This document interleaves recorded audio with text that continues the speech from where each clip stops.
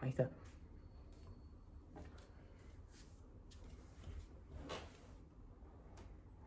Proactivo.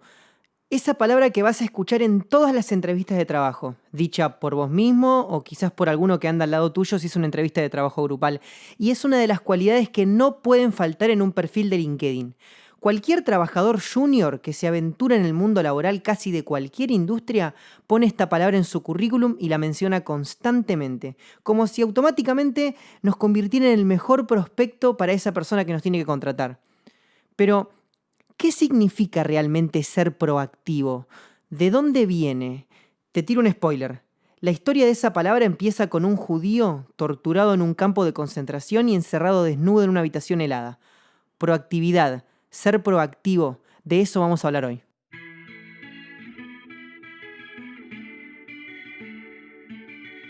Hola Che, me llamo Oski BLK, soy cantante, compositor y un lector muy reflexivo. Todas las semanas leo y pienso y arrojo en este podcast las conclusiones de esos pensamientos. Gracias por tu compañía en esta ocasión. Arrancamos. Tenía 12 años cuando mi papá pone random un video en el televisor. Y era Stephen Covey, dando una charla sobre su libro más icónico, Los 7 hábitos de la gente altamente efectiva. En ese libro espectacular, pero tan espectacular, que recomiendo tanto que si no lo leíste, dejá todo lo que estés leyendo y ponete a leer ese libro hoy. Steven nos relata un proceso de 7 pasos para convertirnos en la persona que queremos ser, sea cual sea esa persona. Y el primero de esos 7 hábitos es ser proactivo. Y en esos 3 minutos que vi del video antes de irme a mi habitación a jugar a la Play, al autor, a Steven, le alcanzó para darme un ejemplo que me duraría hasta el día de hoy. Steven en la charla le dice a su audiencia: levante la mano el que se siente de mejor humor cuando el día está soleado. A ver, claramente aplica a todos los climas. Hay gente que en la lluvia se siente mejor, pero vamos a seguir la lógica del autor. Después de que el autor le pide a los asistentes que levanten la mano si se sienten mejor en los días soleados, él dice: la persona reactiva está contenta los días de sol y está bajoneada los días de lluvia. La persona reactiva sale a hacer ejercicio a la mañana solamente cuando hace calor.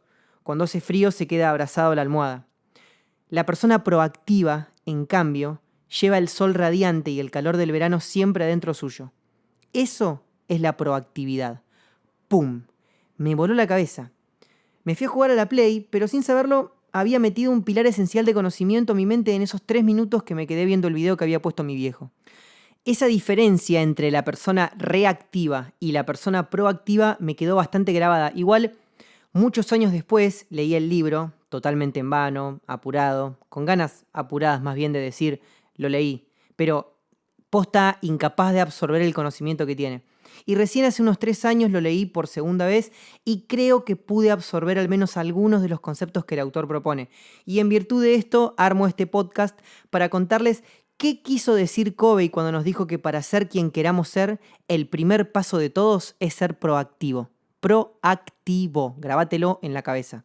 El tipo arranca pidiéndote algo que, para seguir la línea del libro, te lo voy a pedir yo también para este podcast. Escuchá este podcast tomando distancia de vos mismo. Tratá de proyectar tu conciencia a un lugar fuera de vos y mirate de afuera como si fueras otra persona. Ahora, desde afuera, tratá de identificar tu estado de ánimo. ¿Cómo estás emocionalmente en este momento? ¿Estás tranquilo? ¿Estás ansioso? ¿Estás nostálgico?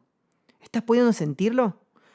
Bueno, eso que estás haciendo en este momento es una función exclusiva de la mente humana. Ningún otro animal puede hacerlo. Yo estoy acá con Guri al lado, que es mi perrito. Si estás viendo este podcast por YouTube, estás viendo cómo lo acaricio. Y si no, bueno, te lo tenés que imaginar. Que la imaginación también es un atributo de la mente humana, pero no vamos a hablar de eso. Y es la capacidad que se llama la autoconciencia. La capacidad de pensar sobre el propio pensamiento. Es la que nos permite tomar consejos y mejorar. Nos permite aprender de nuestras experiencias y de las experiencias de otros. Nos permite crear buenos hábitos y dejar los hábitos que nos gusten menos. Y es una habilidad que por sobre todas las cosas nos muestra algo clave. No somos lo que sentimos, no somos lo que pensamos, no somos el cuerpo que tenemos. El solo hecho de que podamos pensar en todos esos aspectos nos separa de ellos. Y solo mientras no adquiramos la conciencia de esta capacidad que se llama autoconciencia, es decir, mientras seamos inconscientes, vamos a identificarnos con estas cosas y vamos a ir por la vida sintiéndonos enemigos de los que piensan distinto, de los que se sienten distinto, de los que se ven distinto. ¿No te suena un poco a, onda, todos los problemas de la humanidad hasta ahora? Y también vamos a ser incapaces de mejorar las cosas que nos hacen mal de nosotros mismos, porque vamos a sentir que son parte de nosotros, cuando no lo son. Son cosas que podemos cambiar a nuestra elección.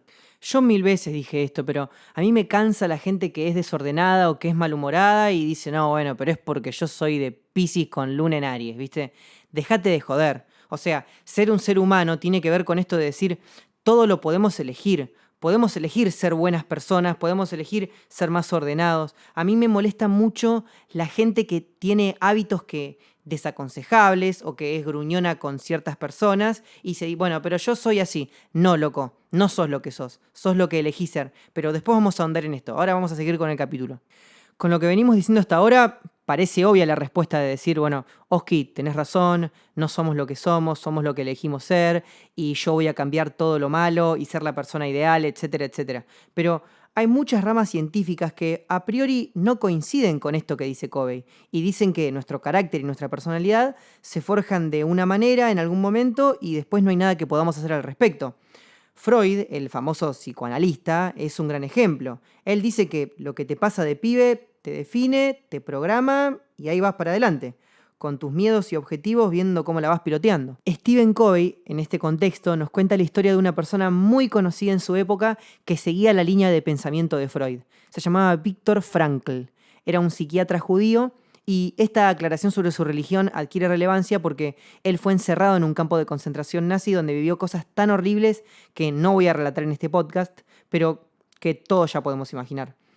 Salvo su hermana, todos sus familiares murieron ahí, en el campo de concentración, y él vivía todos los días sabiendo que cualquier día le podía tocar a él. Como mencionamos muchos nombres acá, vamos a recapitular. Stephen Covey es el autor del libro. Freud es el famoso psicoanalista y Viktor Frankl es el psiquiatra judío que encerraron en un campo de concentración, cuya historia te la voy a contar en este momento. Un día que a Víctor lo torturaron a más no poder y lo encerraron desnudo en un pequeño cuarto muy frío, empezó a tomar conciencia de lo que él denominó la libertad última, esa libertad que nadie podía quitarle.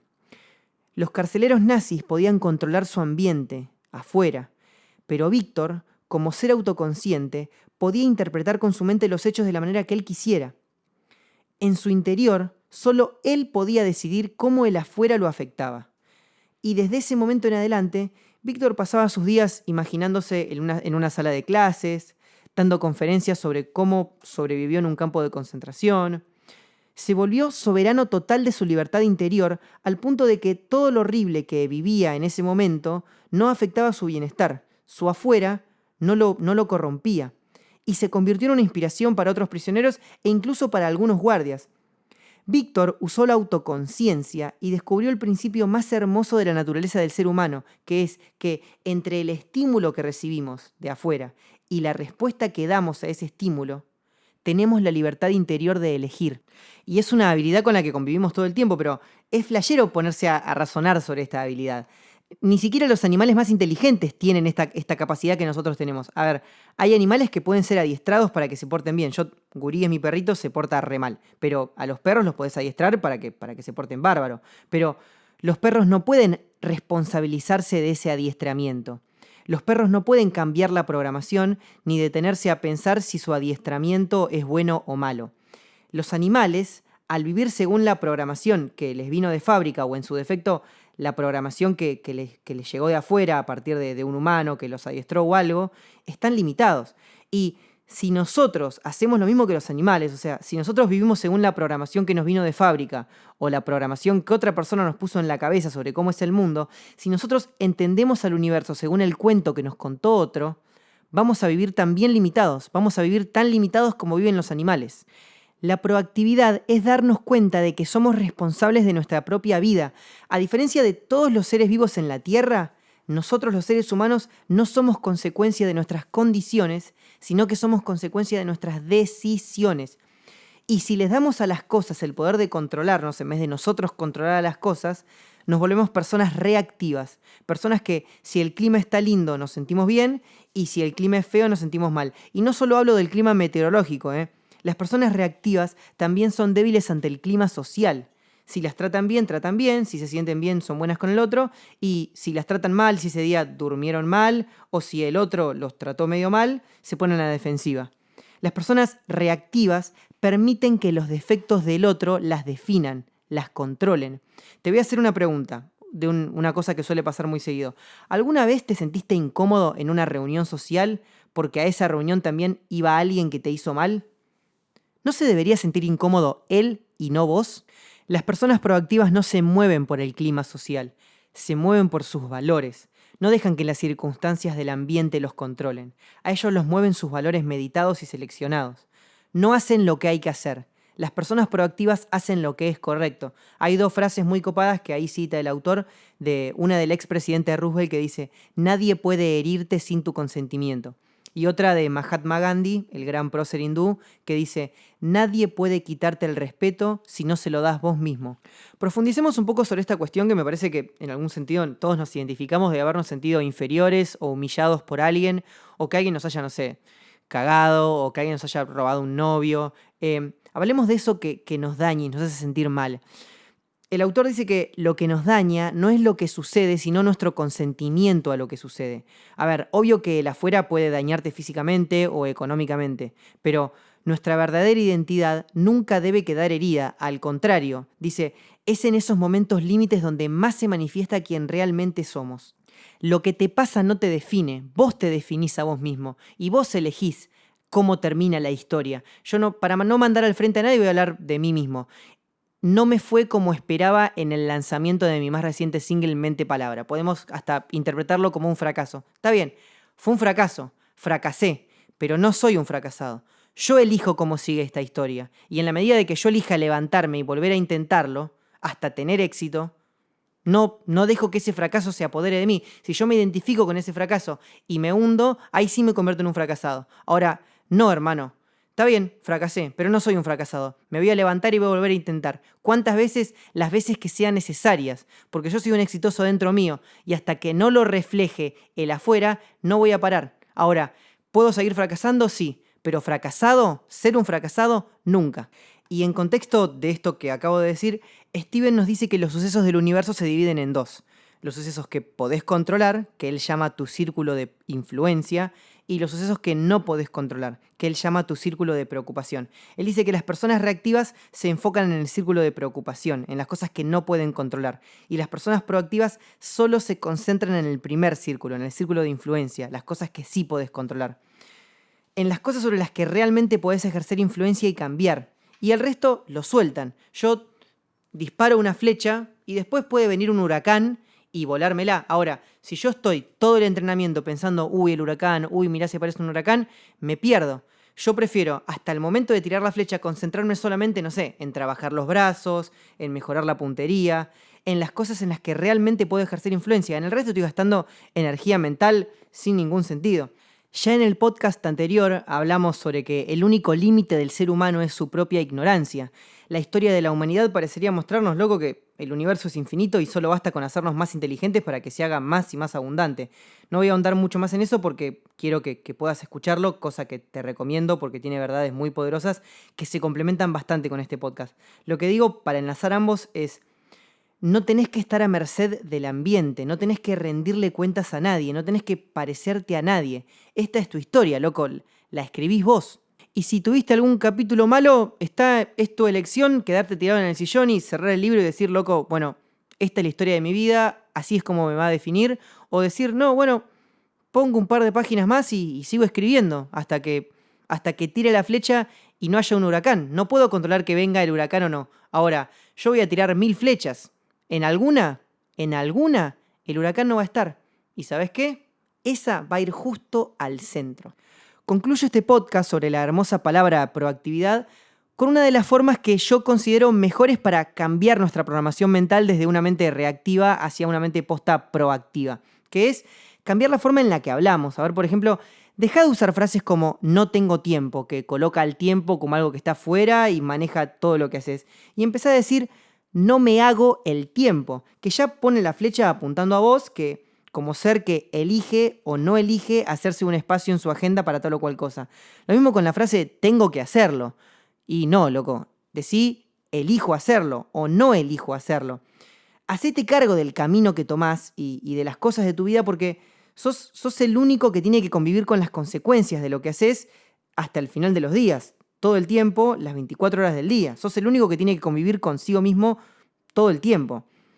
Y para cerrar, te propongo cambiar una de las frases que escucho mucho y posta sueño con un mundo en el que no se escuche más, que es así soy, uno es como es. No, loco, 1000 veces no. No sos lo que sos lo que elegís ser. Y como hemos dicho varias veces, siempre, sin importar la situación, siempre podés elegir hacer lo correcto. Siempre podés elegir ser buena persona. Tenés el privilegio de 1 en 1000 millones en haber nacido ser humano. Sos un ser humano. Sos proactivo. Podés elegir. Pase lo que pase, podés elegir.